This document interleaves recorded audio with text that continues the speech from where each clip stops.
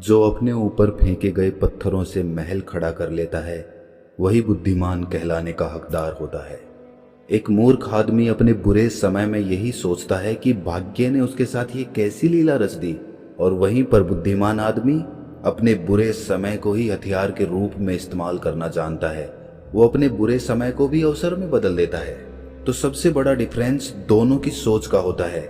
एक मूर्ख आदमी हमेशा नकारात्मक विचार रखता है, तो एक बुद्धिमान आदमी हमेशा सकारात्मक विचारों से भरा रहता है।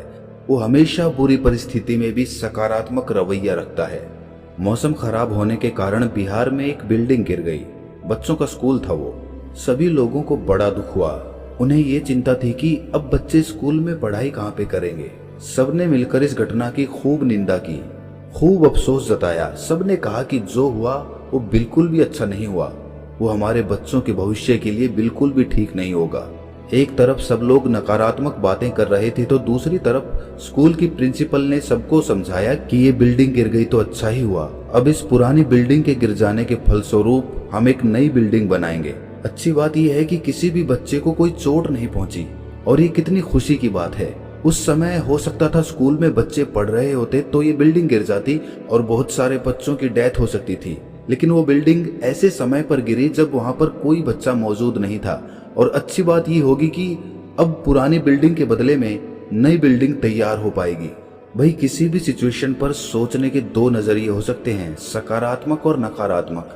चाकू को सब्जी काटने के लिए भी इस्तेमाल किया जा सकता है और लोगों की हत्या करने के लिए भी इस्तेमाल किया जा सकता है। वो हमारे ऊपर निर्भर करता है कि हम अपनी बुद्धि का इस्तेमाल किस प्रकार करते हैं। हमारे सोचने का नजरिया ही हमारी सफलता की ऊंचाई का पैमाना होता है। आज की इस वीडियो में हम यही डिस्कस करने वाले हैं कि एक बुद्धिमान आदमी बुरे समय में अपनी कैसी सोच रखता है, किस प्रकार का उसका सोचने का रवैया होता है। सबसे पहले ये समझिए कि एक मूर्ख आदमी हमेशा दूसरों से कुछ पाने की अभिलाषा रखता है। वो देना तो कुछ नहीं चाहता, लेकिन वो चाहता है कि उसे सब कुछ मिल जाए। लेकिन एक बुद्धिमान आदमी की सोच ये होती है कि अगर तुम्हें कुछ चाहिए तो पहले दो। यही ज्ञानी यानी कि बुद्धिमान आदमी की शुरुआत होती है। इसमें कुछ बहुत बड़ा लॉजिक नहीं है, बस सोचने का नजरिया है। जब भी आपको किसी से कोई चीज चाहिए होती है तो बदले में अगर आप पहले उसे कोई चीज दे देते हो तो वो खुशी खुशी आपकी सहायता करने के लिए तैयार हो जाता है। बड़े बड़े बिजनेसमैन या फिर राजनेता यही तरीका अपनाते हैं।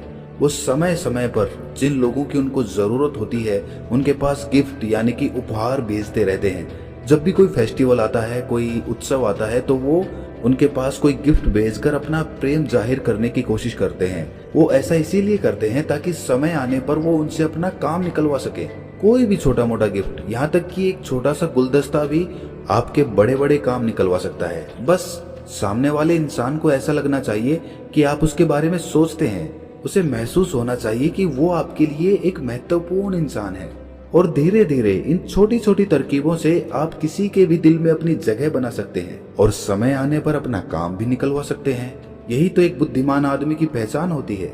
लेकिन ये बात भी ध्यान में ले लेना कि चालाकी का मतलब बुद्धिमानी नहीं होता है। बुद्धिमान आदमी की दूसरी पहचान यही होती है, वो जो भी करता है दिल से करता है, दिखावे के लिए नहीं करता। अगर सामने वाले इंसान को ये अंदाजा हो जाता है कि आप उसे इम्प्रेस करने के लिए ये सब कर रहे हैं, तो भैया आपके तो सारे दरवाजे बंद हो जाएंगे। भले ही आप उसे इम्प्रेस करने की कोशिश कर रहे हो, लेकिन उसको ये एहसास नहीं होना चाहिए। जो लोग दूसरों को बेवकूफ बनाकर अपना काम निकलवाना चाहते हैं, हम उन्हें तेज कहते हैं। हम ये कहते हैं कि यार कितना तेज आदमी है ये, लेकिन असलियत में ऐसे आदमी सिर्फ एक बार ही अपना काम निकलवा पाएंगे। बार बार काम निकलवाने के लिए आपको अपनी चालाकी एक तरफ रखनी होगी।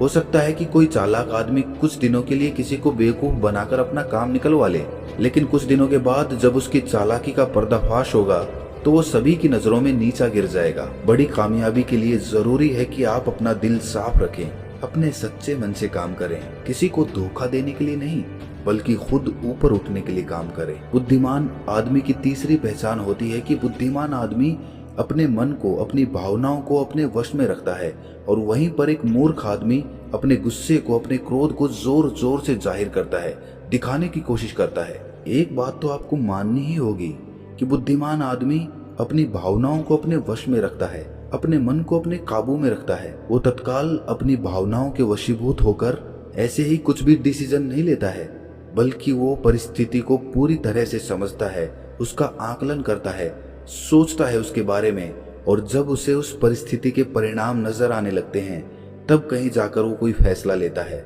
लेकिन वहीं पर एक मूर्ख आदमी तत्काल आवेशित हो जाता है। आवेश में आकर वो कुछ भी बोल देता है, कुछ भी फैसला ले लेता है, और बाद में उसे उसी फैसले की वजह से, उसी बात की वजह से हमेशा पछताना पड़ता है। इसीलिए भावनाओं में बहकर जल्दबाजी में कोई फैसला ना ले, अपना पूरा समय ले। किस बात की जल्दबाजी है? क्यों इतनी जल्दी तुम्हें फैसला लेने की है? अगर गलत फैसला ले लोगे तो जिंदगी भर पछताना पड़ेगा। इससे तो अच्छा वही होगा कि तुम कोई फैसला ही ना लो, कम से कम गलत फैसला लेने से तो बच जाओगे।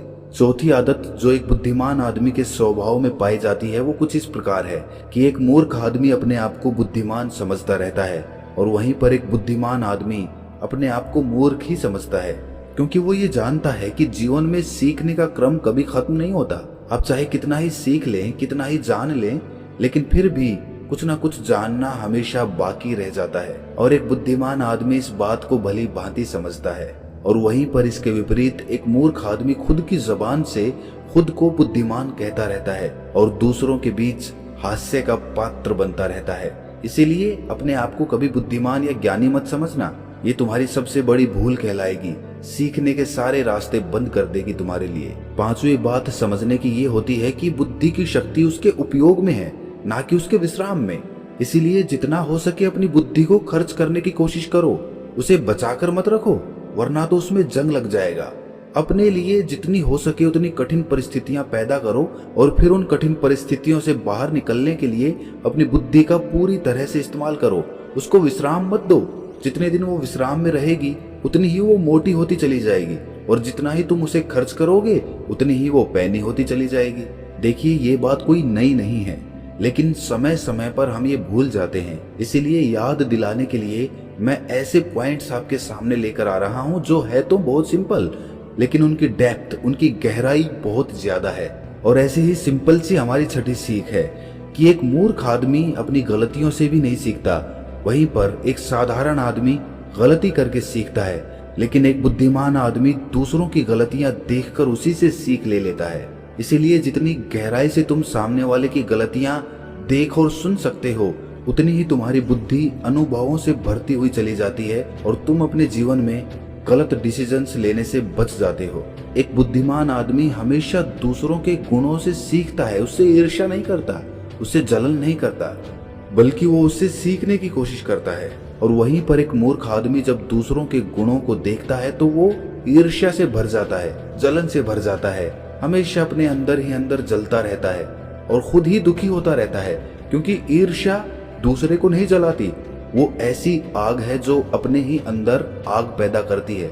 वो ऐसी आग है जो हमें खुद को ही जलाकर राख कर देती है। अगर हम अपने जीवन में इन बातों का ध्यान रखते हैं, इन बातों को याद रखते हैं, याद रखने की बात है, हमेशा याद रखना, ये नहीं कि इस वीडियो को सुनने के बाद इनको भूल जाना, क्योंकि जब आदमी भावनाओं में बहता है ना तो उसे कुछ याद नहीं रहता, वो सब कुछ भूल जाता है, फिर बाद में उसे याद आता है और फिर पछतावा भी होता है कि उसने ये क्या कर दिया। तो इसीलिए इन बातों को अपने दिमाग में, अपने मस्तिष्क में, अपने मन में पूरी तरह से सेट कर लें, कहीं पर लिख लें अगर याद ना रहे तो, और इसी तरह समझदारी पूर्वक अपने डिसीजंस लें और बुद्धिमान बनने की कोशिश करें, क्योंकि बुद्धिमान आदमी भी कभी ना कभी मूर्ख रहा होगा।